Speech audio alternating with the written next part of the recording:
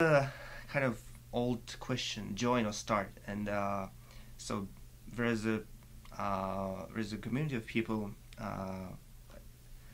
including myself, who always been picky about companies we choose to work at, and maybe sometimes some hedonistic in their approaches and thinking I will never do something which I don't enjoy.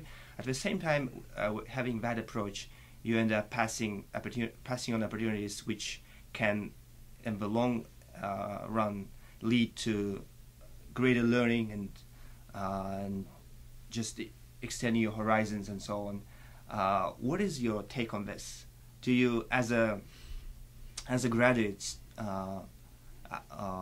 person, let's say, as people who just graduating this year, the seniors, and maybe graduate students who are graduating and thinking of where to apply their knowledge, what is your take on this? Should you join or should you start? I mean, given the fact that you are willing to do both. Yeah, I don't think there's a single good answer to that. I think what I have typically said to students here who ask a question along those lines is that when you are relatively young, and if you are relatively unattached, you don't have, let's say, a spouse, kids, whatever, that's a good time to try things that have a significant downside risk. Startup is an example of that. A startup might succeed beyond your wildest dreams, or it might fail totally, leaving you unemployed. But I think it's a good time in your sort of personal life. You can do that in your 20s. It would be harder to do that in your 40s unless you had some other kind of safety net behind you. But after that, I think it's personal taste, and different people have different tastes.